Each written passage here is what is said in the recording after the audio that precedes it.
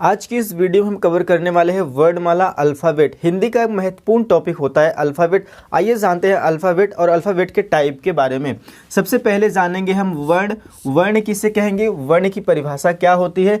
छोटी से छोटी ध्वनि जिसके टुकड़े न किए जा सके उसे हम वर्ण कहते हैं। वर्ण यानी कि लेटर किसे कहा जाएगा, छोटी सी छोटी ध्वनि जिसके टुकड़े न किए जा सके उसे वर्ण कहते हैं। ठीक है, जैसे एग्जाम्पल की बात करें, जैसे अ, आ, ई, क, ख, ग, घ, च, इस तरह से ये जो वर्ण होते हैं ये एक तरह के वर्ण होते हैं जिनके आप टुकड़े नहीं कर सकते। जैसे अ का आप टुकड़े नहीं कर सकते हैं, जैसे क हलंत क है, क को भी आप तोड़ नहीं सकते हैं। जिन लेटर को, जिन अक्षर को या फिर जिन वर्ड को हम टुकड़े न कर सके उसे हम वर्ण कहते हैं।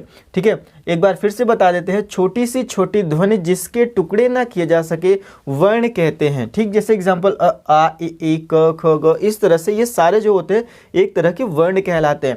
नेक्स्ट बात करेंगे हम वर्णमाला अल्फ़ाबेट के बारे में।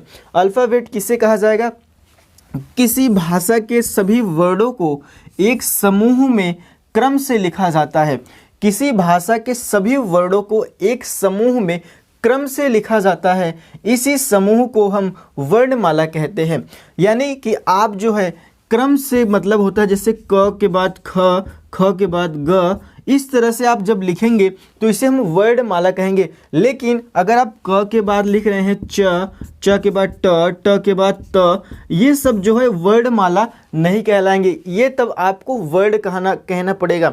वर्णमाला यानी कि क्रम से लिखा गया हो, क्रम से, जैसे 1 2 3 4 ये क्रम है ना, जैसे 1 5 8 ऐसे तो क्रम नहीं है। क्रम मतलब होता है 1 2 3 4 5 6, इस तरह से क ख ग घ अंग च छ जा झ, ये सब जो होते हैं क्रम से होते हैं, जिसे हम वर्णमाला यानी कि अल्फ़ाबेट कहते हैं। अल्फ़ाबेट के टाइप के बारे में अगर जान लेते हैं तो वर्णमाला जो होता है वो 2 तरह का होता है। वर्णमाला 2 भागों में बांटा जा सकता है। वर्णमाला को कौन कौन से वो हैं, एक है स्वर, दूसरा है व्यंजन। स्वर हम किसे कहेंगे, स्वर की परिभाषा की अगर बात करें, स्वर किसे कहा जाएगा, वे वर्ण जो स्वतंत्र रूप से बोले जाते हैं। वे वर्ण जो स्वतंत्र रूप से बोले जाते हैं स्वर कहलाते हैं। क्या कहलाते हैं, स्वर कहलाते हैं। जैसे अ आ, ए उ ए आ, ये सभी स्वर होते हैं। अगर बात करें तो स्वर की टोटल संख्या कितनी होती है, तो स्वर की टोटल संख्या 11 होती है। कितनी होती है, 11। स्वर की टोटल संख्या 11 होती है।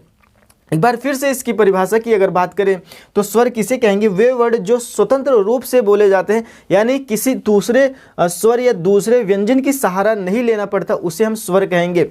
यानी किसी दूसरे वर्ण की सहायता न लेनी पड़े उसे हम स्वर कहेंगे। जैसे वे वर्ड जो स्वतंत्र रूप से बोले जाते हैं वे स्वर कहलाते हैं। ठीक, स्वर की संख्या टोटल 11 यानी कि 11 है।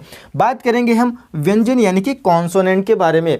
कॉन्सोनेंट यानी कि व्यंजन किसे कहा जाएगा, वे वर्ड जो स्वर की सहायता से बोले जाते हैं उन्हें हम व्यंजन कहते हैं। जैसे स्वर की सहायता से बोला जाने वाला सब अक्षर है क, स्वर की सहायता से बोला जाने वाला क है। अब इसमें क आप देख रहे हैं केवल क, ओनली क यहाँ पर लिखा है, लेकिन इसमें 2 वर्ड छिपे हुए हैं। एक जो है क हलंत प्लस अ, इस तरह से बनता है हमारा पूरा क।